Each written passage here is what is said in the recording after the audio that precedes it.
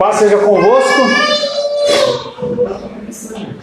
Louvamos a Deus pela sua bondade, pela graça dele sobre as nossas vidas, porque ele permite não só o alimento espiritual, mas também o alimento físico, que nós podemos ter um tempo de comunhão.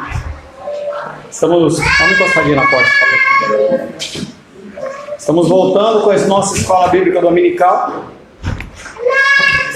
falando dentro do Catecismo de Westminster, na pergunta 91, que diz: o que é um sacramento? O que é um sacramento? Um sacramento é uma ordenança instituída por Cristo, na qual, por sinais externos, Cristo e as bênçãos do novo pacto são apresentados e aplicados pelos crentes. Então Deus, através da figura de Cristo, Ele estabelece sacramentos, ordenanças. Devagar, não precisa bater o pé. Anda sem bater o pé. Tá? Sacramento é uma ordenança instituída por Cristo. Então nós temos sinais externos. Heloísa, olha para mim. Heloísa, ó, com a mamãe quietinha. Vamos começar de novo. Paz seja convosco. Alguém encosta a porta lá, por gentileza?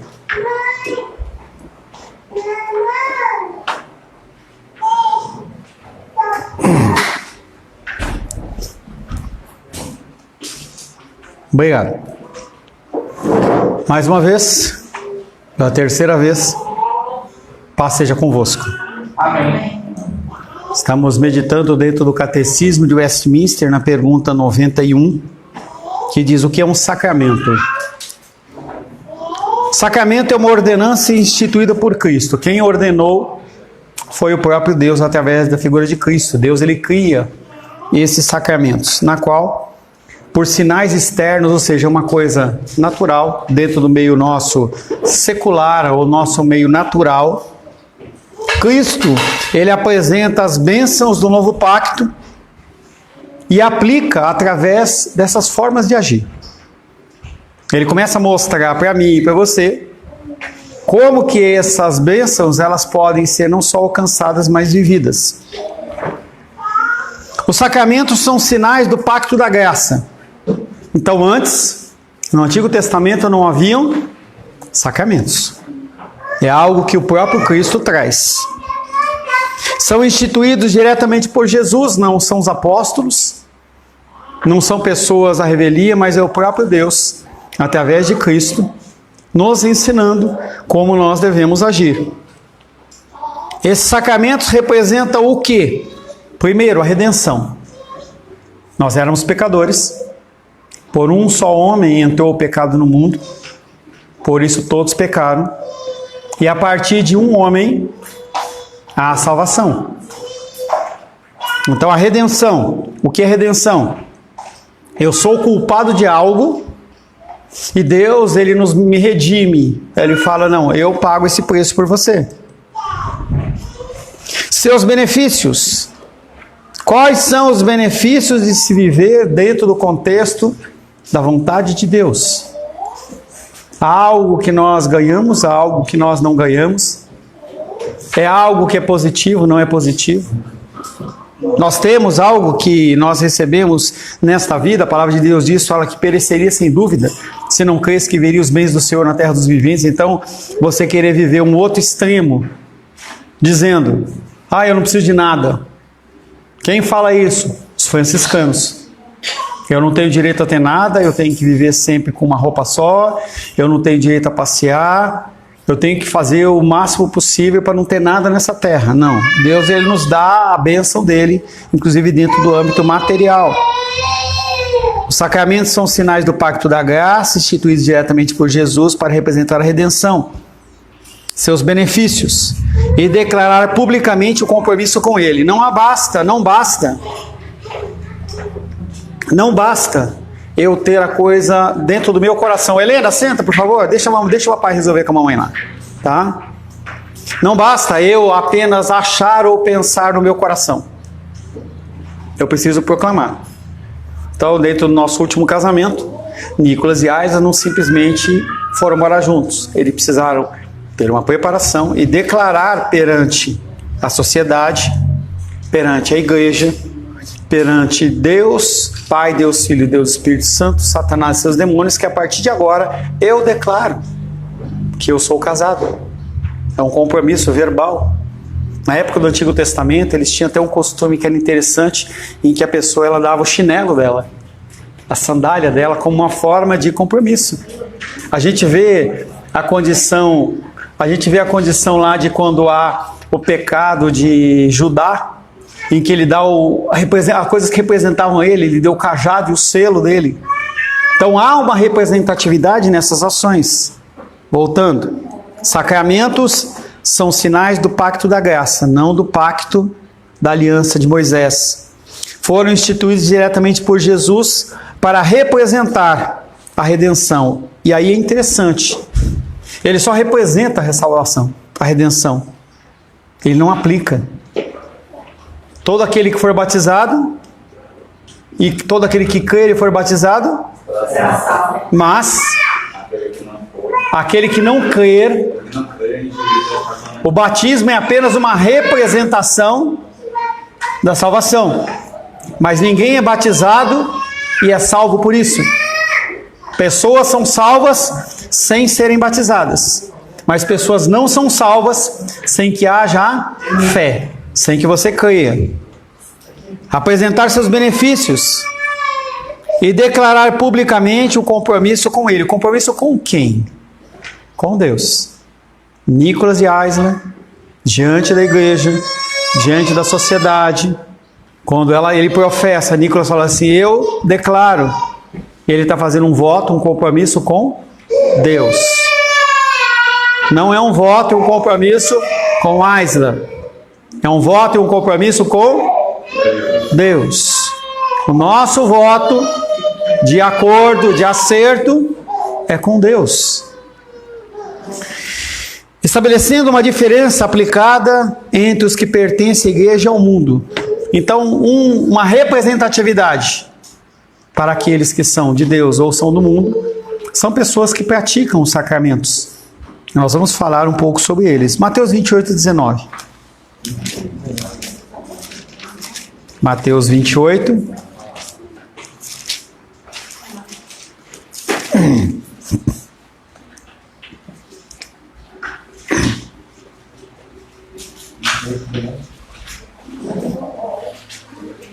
Eu acho que está errado. Não, está certo. 28, 19.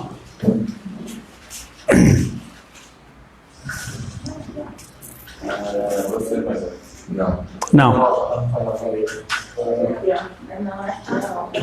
Tá certinho ali, ó.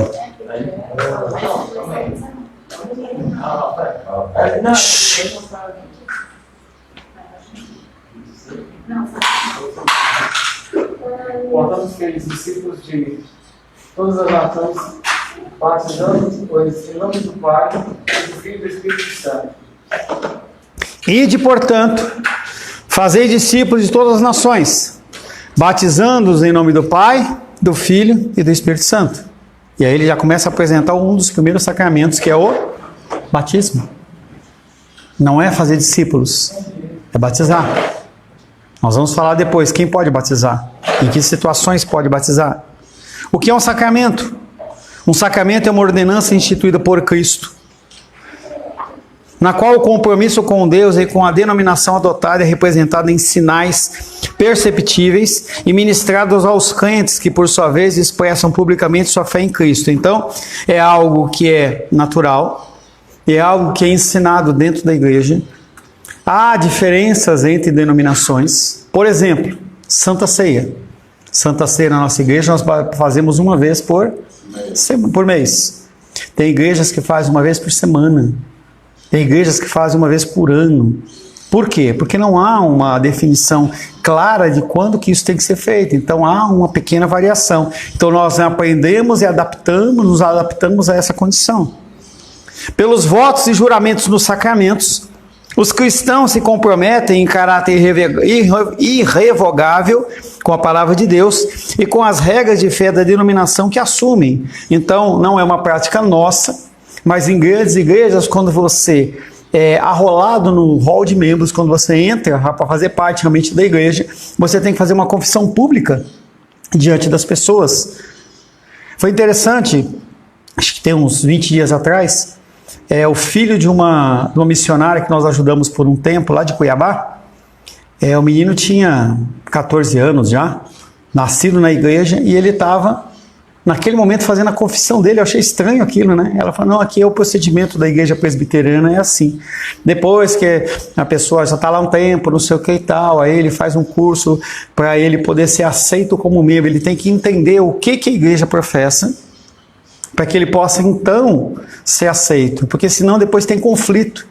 Em grandes igrejas isso acontece demais. A pessoa ela entra atraída por um ministério de louvor, atraída por um ministério social, qualquer coisa disso, e aí depois ela começa a achar defeitos, porque ela acha que a igreja que ela está é uma igreja simplesmente que tem só coisas boas. Não, ela tem uma série de normas.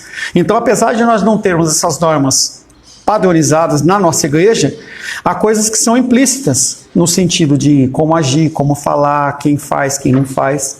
É um modo diferente de agir. A nossa igreja, por ser pequena, eu recebo as pessoas, eu as conheço, eu trabalho a nível pessoal, o que isso não pode acontecer dentro de uma igreja grande, porque, como é que o cara vai conhecer pessoalmente 1000 pessoas? Imagina, se o cara quiser fazer visita em 1000 casas durante o ano, vai ficar sempre faltando alguém, né?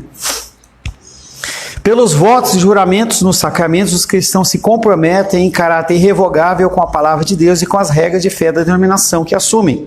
Então, na igreja batista, acho que é do John Piper, acho que é lá nos Estados Unidos, a pessoa dentro da aceitação, quando ela entra na igreja, ela fala assim, você aceita, você declara que você vai ser uma pessoa fiel dentro do cumprimento das escrituras sagradas, assim, assim, assado. O cara fala, aceito.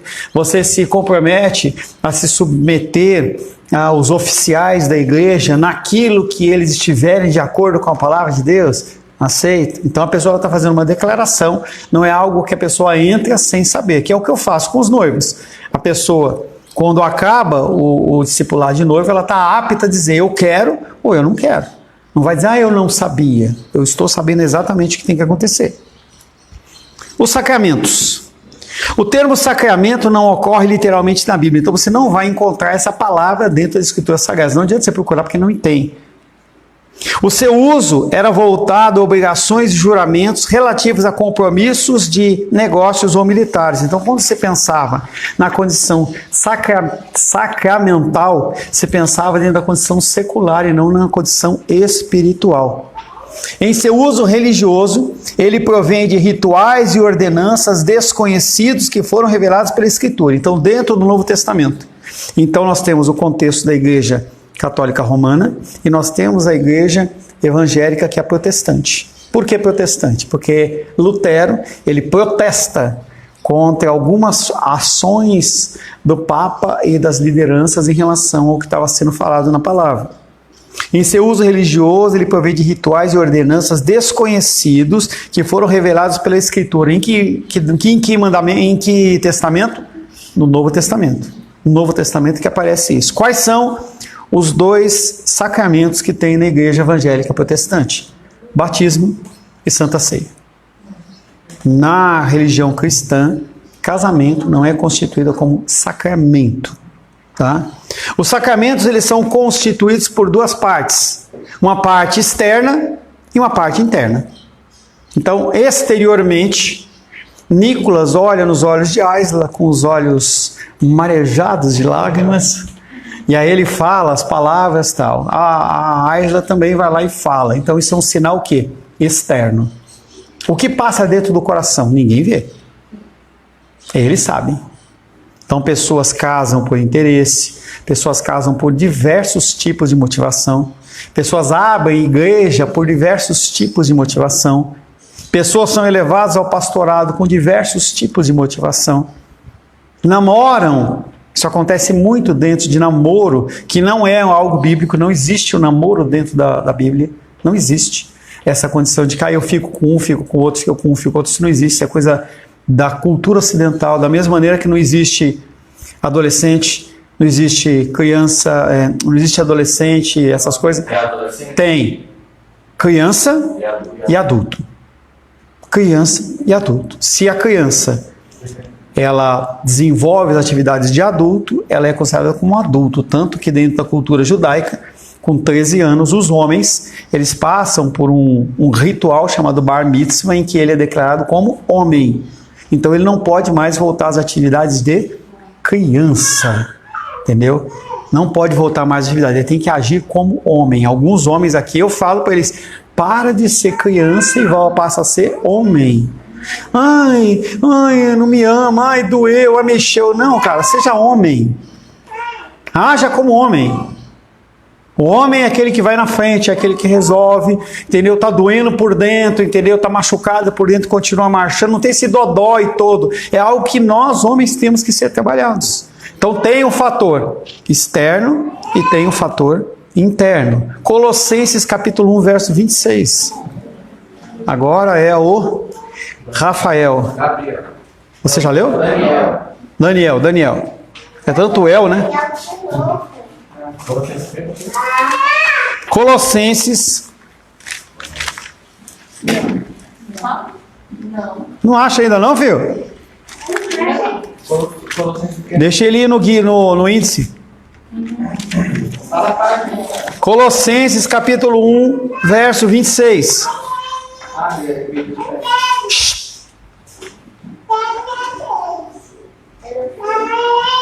Vamos lá?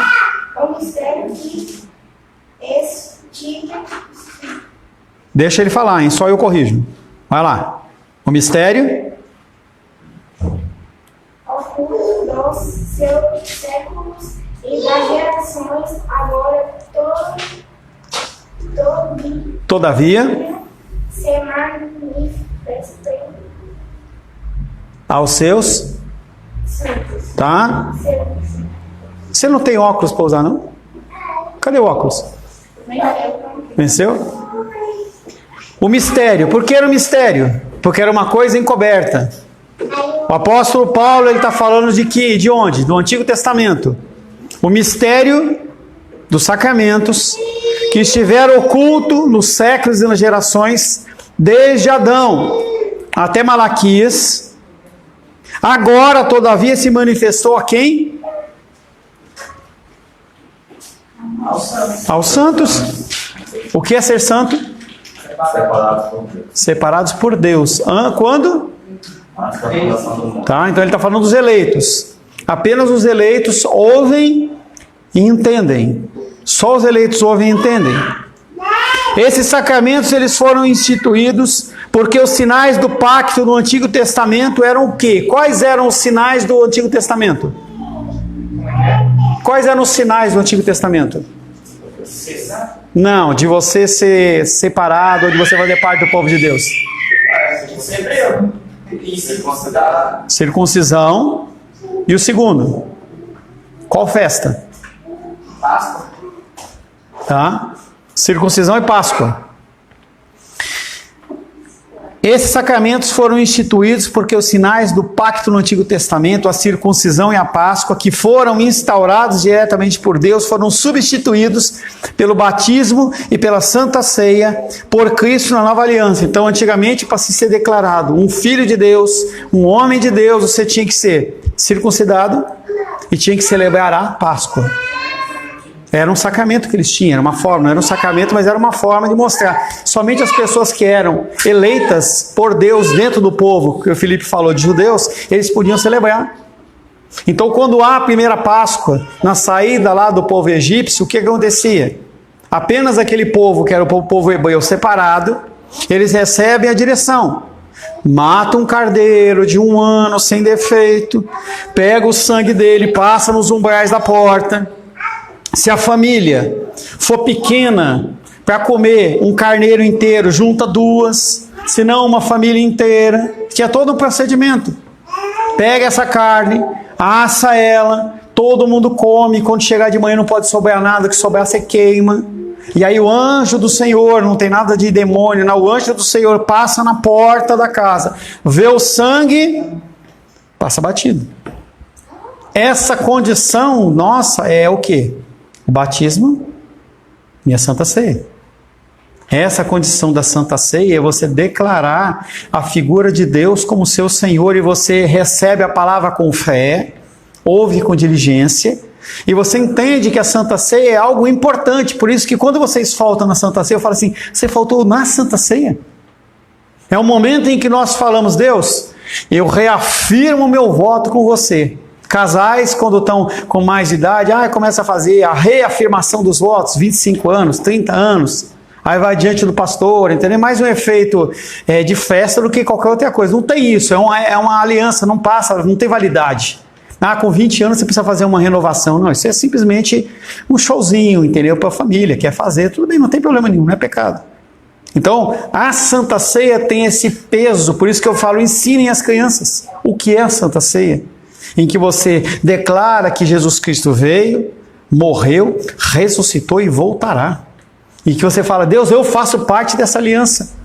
Eu como com os meus irmãos o pão e o suco de uva aqui na terra, simbolizando que nós fazemos parte comendo o sangue, tomando o sangue do Senhor e comendo a carne do Senhor. É interessante que na igreja primitiva do primeiro século, quando os cristãos eles se uniam e o pastor falava assim, este é o corpo de Cristo.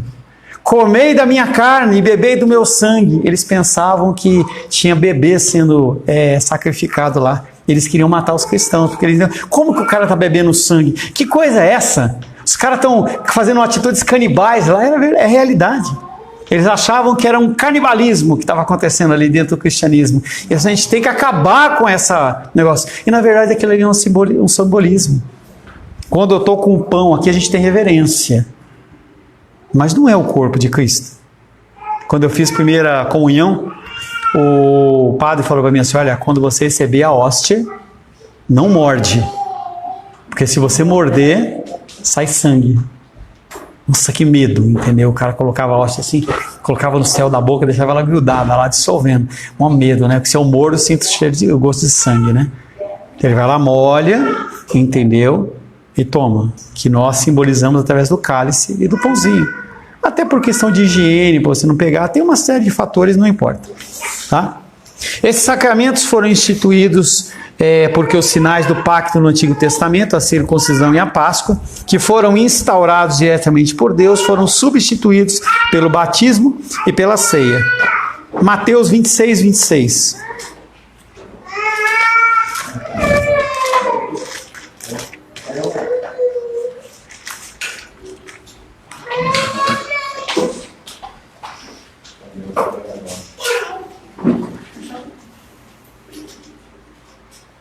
Mateus 26, 26. Por favor. Enquanto comiam, tomou Jesus um pão e, abençoando-o, partiu e os deu aos discípulos, dizendo, tomai, comei, isto é meu corpo.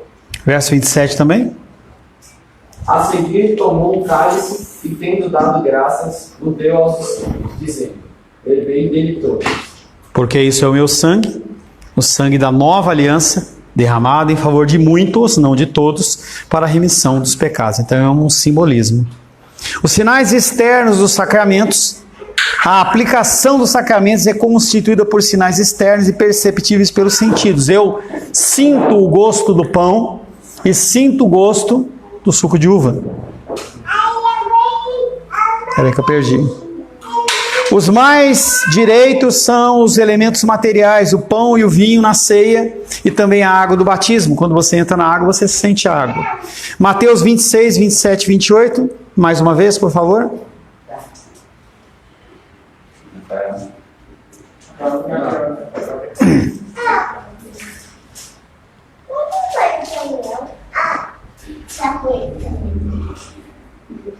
(27 e 28). 27 e 28, por favor.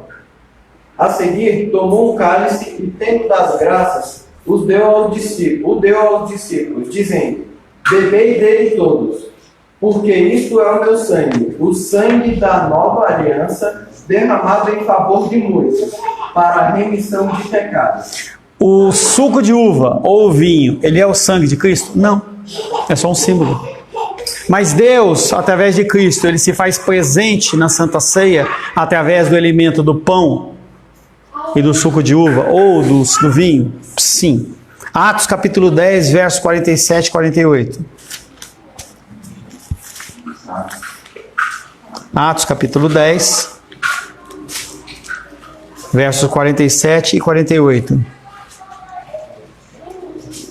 Porventura pode alguém recusar a água, para que não sejam batizados estes que, assim como nós, receberam o Espírito Santo?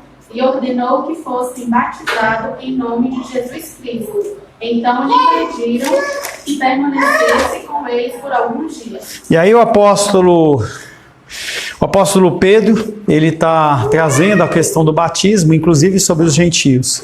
Aqueles homens que Pedro estava ensinando, eles manifestam o dom do Espírito Santo. E aí é uma das polêmicas dentro da igreja evangélica. Será que a pessoa ela pode ser batizada com o Espírito Santo sem ter sido batizada nas águas? Com certeza. Entendeu? Não há problema nenhum. O ritual e a liturgia são apenas sinais externos na realização dos sacramentos, pois esse ritual não significa de forma alguma que a pessoa recebeu a comunhão do Espírito. Então nós temos um ritual de Santa Ceia. A Associação Assades está fazendo adesões para apartamentos da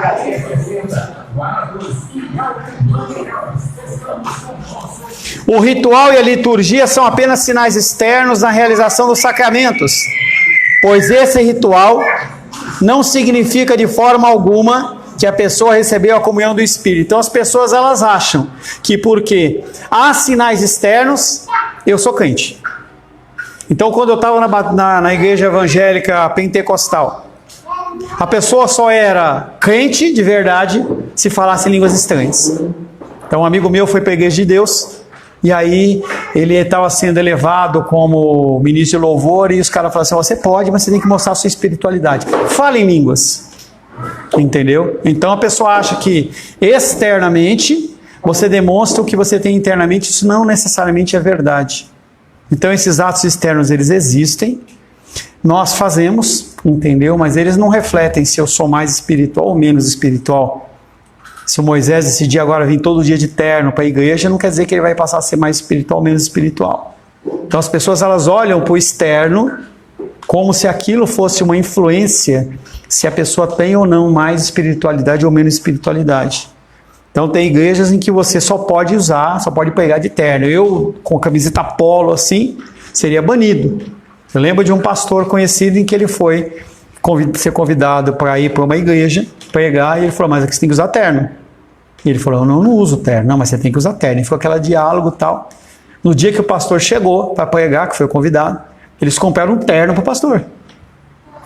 E aí o pastor, na minha opinião, grosseiramente e não didaticamente, ele pegou o terno, vestiu.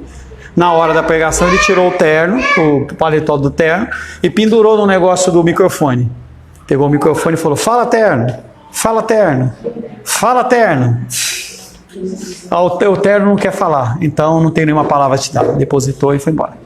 Entendeu? Ele foi grosseiro, mas em contrapartida, aquela ação de que você achar que o externo ele faz um simbolismo para que eu seja mais espiritual, isso é uma mentira, isso não existe.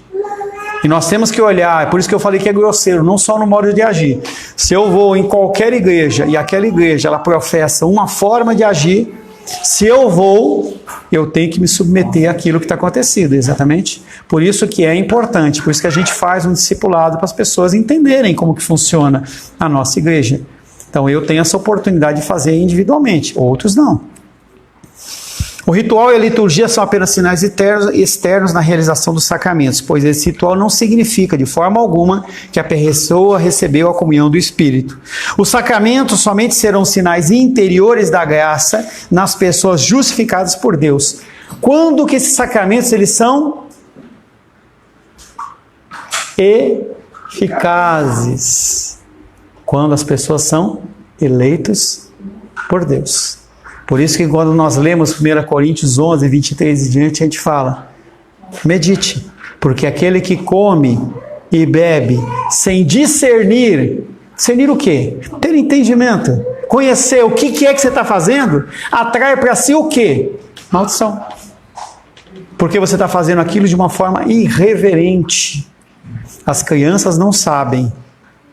Por isso que nós as instruímos. E pedagogicamente, porque eu estou decidindo, eu estou assumindo isso, a gente dá um pãozinho para Helena, para Heloísa, para Manu, para o Daniel também, que não foi batizado ainda.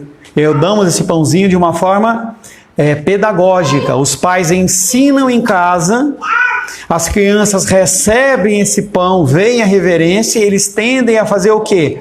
Repetir a mesma reverência. Então, eles vão olhar para aquilo, não vão agir de uma maneira irreverente, não vão atrair sobre a vida deles maldição. Nós trabalhamos no texto de Efésios, não trazer ira aos seus filhos. O que é essa ira?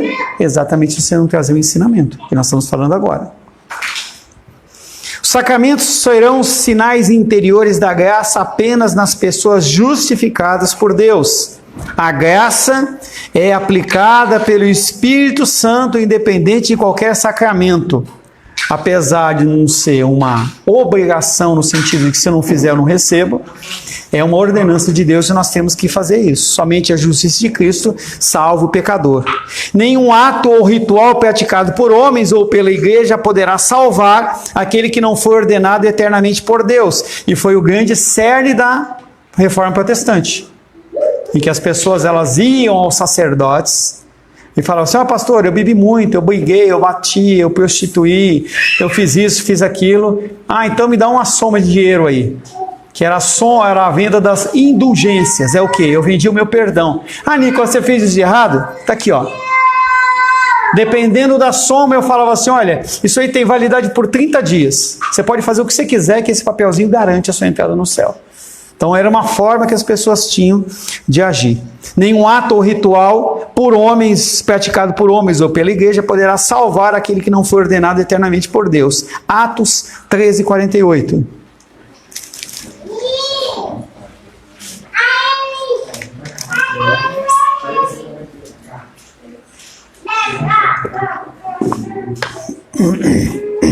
Os gentios, ouvindo isso, regozijavam e glorificavam a palavra do Senhor, e creram todos os que haviam sido destinados para a vida eterna. Então, no começo, o evangelho era pregado apenas para os judeus. Quando Cristo morre e ressuscita, a palavra de Deus ela começa a ser pregada para os gentios, todos aqueles que não eram judeus. Os gentios, ouvindo isso, eles começaram a pregar para eles, ouvindo isso, se regozijavam e glorificavam a palavra do Senhor e creram. Quem? Todos. Todos quem? Os que haviam sido destinados para a vida eterna ou que foram predestinados. E aqueles que não foram predestinados, ouviram ou se convenceram ou largaram de mão e continuaram vivendo a vida deles de uma maneira que eles estavam vivendo. Qual é o significado do sacramento? O sacramento tem o seu sentido na relação dos sinais externos com a essência real da aplicação dos mesmos aos eleitos e somente a esses. Então, os sacramentos, eles só têm valia e significado para aqueles que são justificados. A pessoa ela está na igreja e quer tomar a Santa Ceia sem ser cristão, não vou ser eu que vou impedir. Mas ela tem que entender qual é a consequência daquilo. Toda ação tem uma consequência. Se a pessoa ela faz na ignorância, a repreensão ela é mais light. Se você entende e continua fazendo, a repreensão ela é mais forte. Quanto mais você se aproxima de Deus, mais a repreensão ela é mais pesada. Vide Moisés. Moisés recebe uma ordenança de Deus. Fala a rocha e ela vai minar água. O que ele faz? Ele bateu em quem? Em Deus. naquele momento, depois de ele andar, dele viver 40 anos, mais 40 anos de trabalho, mais 40 anos de deserto, 120 anos quase, por causa que ele errou uma vez, ele não pôde entrar na terra prometida. Porque ele viu o Senhor face a face. O sacramento tem o seu sentido na relação dos sinais externos com a essência real da aplicação dos mesmos aos eleitos e somente a esses. Os sacramentos não são necessários de forma absoluta para a salvação, mas são obrigatórios a todos os crentes maduros que fazem parte de uma congregação religiosa. Então, apesar de você não atrelar as coisas do dia a dia e os sacramentos como uma condição para você ser salvo, se você é salvo, você pratica. Então, não está dizendo em nenhum lugar que se eu for um bom pai, a Luísa, eu vou ser salvo. Se eu for um bom marido, eu vou ser salvo. Mas se eu sou salvo, eu tenho que educar a minha filha dentro dos princípios cristãos e tenho que educar e cuidar da minha esposa segundo os princípios da palavra de Deus. Tá? Essa é a minha função.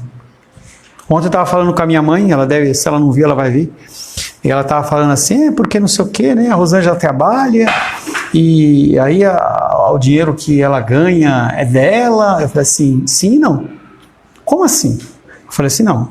Mais de uma vez, a Rosângela deve estar assistindo, mais de uma vez eu sentei com a Rosângela e falei assim, olha, Rosângela, você está muito abelha. Eu chamo ela quando ela fica muito... Entendeu? Eu falei, você está muito abelha. Se você continuar assim, eu estou vendo que isso faz mal a você. E eu vou vender os equipamentos, eu vou pegar esse dinheiro e colocar na nossa conta. Ela entendeu que nunca estou oprimindo e nem estou querendo mandar nela. Eu estou cuidando dela. Para que ela tenha uma vida longa, para que ela tenha uma vida saudável, para que ela tenha uma vida alegre, feliz. Então a minha função como sacerdote e dos homens casados aqui é exatamente fazer isso. Fazer o papel de mal. Por isso que a mãe, exceto a Esther, a mãe, ela faz o papel normalmente de amiga. E o pai faz o papel de quem? De mal. Eu tenho que fazer o papel de mal. Eu sou o que digo que não pode. Eu sou o que repreendo. Ou deveria, né? Porque quando o pai não faz, aí a mãe tem que assumir um papel que não é dela. Quem tem a função de ser mal? O pai. E ele que diz que não pode, ele que tem que corrigir, ele que tem que fazer. E a mãe é aquela que faz apaziguamento, não sei o quê. Quando eu aprontava lá em casa, meu pai vinha com a cinta e minha mãe, não é assim, tal, entendeu? E aí parece que a gente ama mais a mãe. Mas na verdade, Provérbios ele vem falando sobre a importância do papel do homem, do pai, instruindo a sua esposa e os seus filhos e as pessoas que estão à volta dele. O sacramento tem um sentido na relação dos sinais externos como essência real na aplicação aos eleitos. Os sacramentos não são necessários para a salvação, mas são obrigatórios a todos os crentes maduros que fazem parte de uma congregação religiosa. Os sacramentos são sinais visíveis da afirmação do pacto de Deus com o homem e também do homem com Deus. 1 Coríntios 11, nós vamos para o texto de Santa Ceia, 1 Coríntios 11, 23 a 26.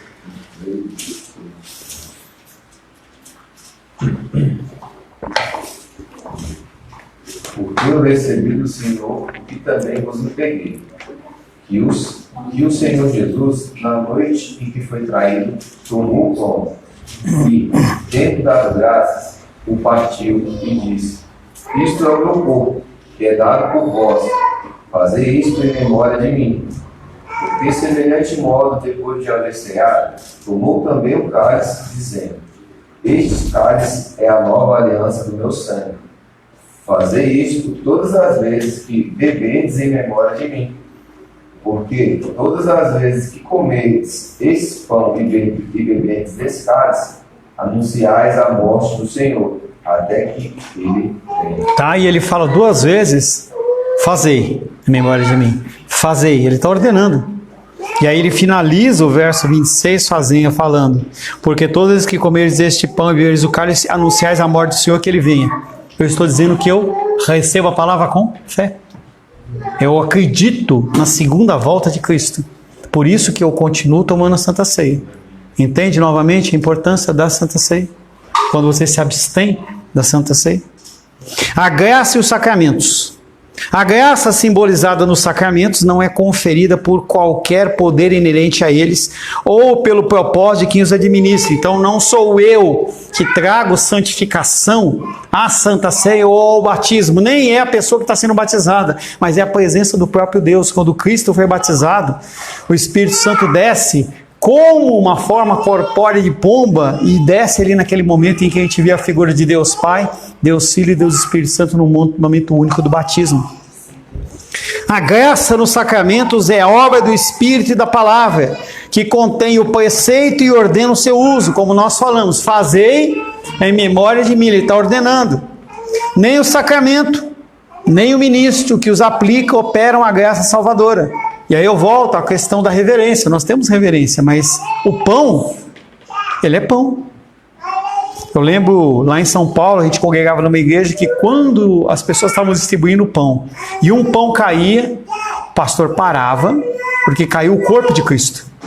Ele parava, voltava com aquela partícula de pão, ele pedia perdão a Deus. Ele pedia perdão a Deus porque o pão caiu como se aquilo tivesse sido um pecado mortal em relação à figura de Cristo. Então ele trazia uma reverência muito maior do que era necessária. Batata da perna vai ficar dura, né? Nicolas estava vendo que a batatinha da perna vai ficar durinha, né? Hein? Tem que descer bastante, hein? Balança a cabeça não que a gente vai lembrar, hein? Fala assim, eu te disse, hein?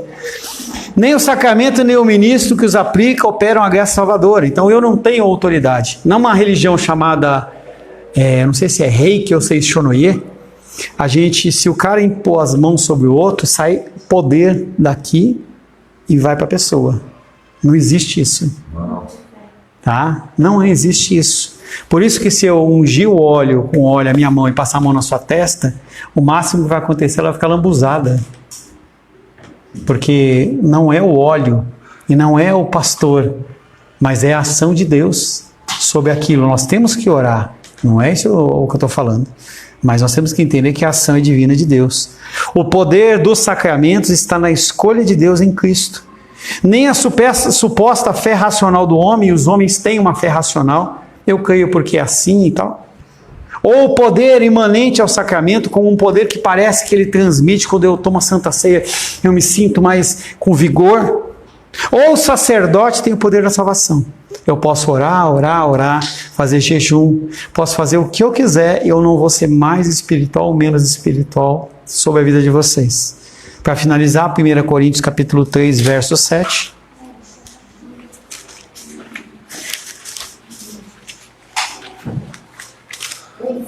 3:7, por favor. De modo que nem o que planta alguma coisa, nem o que é, mas Deus que dá o crescimento. Nessa passagem de Coríntios, eles estavam com uma dificuldade naquela igreja. Haviam pessoas que tinham ouvido a palavra de Cristo. Haviam pessoas que tinham ouvido o evangelho através de Paulo, outros através de Pedro e outros através de Apolo. E aí as pessoas falavam como falam nos dias de hoje. A minha igreja é a batista, a minha igreja é a presbiteriana, a minha igreja é a Assembleia de Deus, a minha igreja é esse, é o meu pastor. E as pessoas começaram a fazer assim. Não, eu creio no evangelho de Paulo. Eu creio no evangelho de Pedro. Eu creio nesse, eu creio naquele. O apóstolo Paulo fala, nem o que planta, nem o que rega é nada, mas Deus é tudo neles.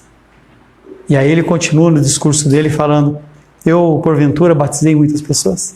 Eu acho que eu batizei 2 ou 3 ou 4 pessoas, mais nada. Quem fez o sacrifício, quem é a palavra verdadeira é Cristo, não sou eu, não é Pedro, não é Paulo, não é Apolo, não é nada disso, não existe isso. Não há esse partidarismo. E aí nós temos que entender que quando nós vemos pastores e líderes reivindicando uma autoridade sobre a vida deles, a gente só pode ter pena. Não vai ter o céu dos pastores. E eu já brinquei com vocês, se cortar o dedo vai sair um sangue vermelho como o seu. Não vai sair mirra. Tem pastores que acham que sai mirra deles. Entendeu? E aí, e o Moisés sabe bastante disso, né? Ele tem bastante história disso aí, né? Entendeu? E aí o que acontece? As pessoas elas ficam refém de um ensino errado. Porque se acha que o pastor ele é melhor do que as ovelhas e não tem nada disso. São pessoas que receberam outros chamados diferentes do que você recebeu. E aí, a eficácia do seu chamado, do meu, eu estou pondo em prática. Mais ou menos, mas estou pondo. E você? Está colocando em prática o seu chamado? Ou tudo é trabalho para você? Senhor, em nome de Jesus, louvamos, adoramos e bendizemos o Teu nome, agradecemos pelo Teu amor, Tua graça e cuidado. Queremos pedir, Pai querido, que a Tua palavra cada vez mais seja verdadeira nas nossas vidas, amolece os nossos corações, te pedimos em nome de Jesus. Amém. Graças ao nosso bom, querido e amado Deus.